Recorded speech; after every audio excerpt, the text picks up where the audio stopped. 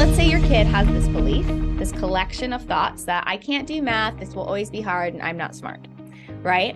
If we can transform this collection of thoughts from like, I can't do math to I'm learning how to do math, and I'm learning because I am smart, and things will get easier as I practice them, it can often channel those negative emotions into potential and into positive emotions. And now thinking of even as a homeschool mom too, there is that, tension of like, if I can solve everything that's wrong with our homeschool, then everything in our family is going to be like magical and blissful. This is the center of it. And education. The nice thing about it is that you can craft your own flow to you. I know me, like I don't like someone to tell me like do these like super specific things, because I'll do it for like a day and a half and then I'm like, see ya, bye. And so what I like about flow is it gives you a gentle structure, and then you can tweak it for what works for you. So I'll just their energy for the day.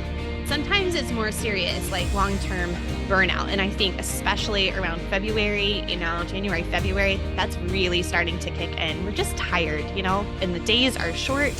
We don't get enough sunshine.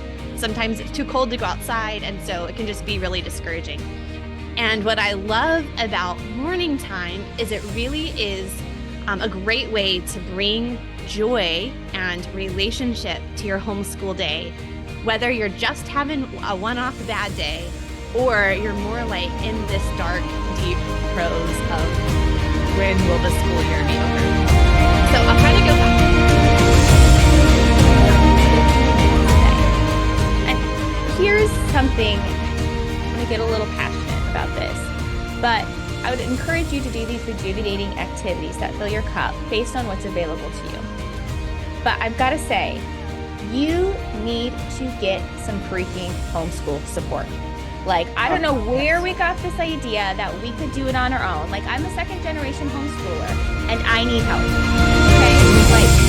Okay? No math curriculum, no test score, no finished history book, no written essay is worth damaging the relationship with our children.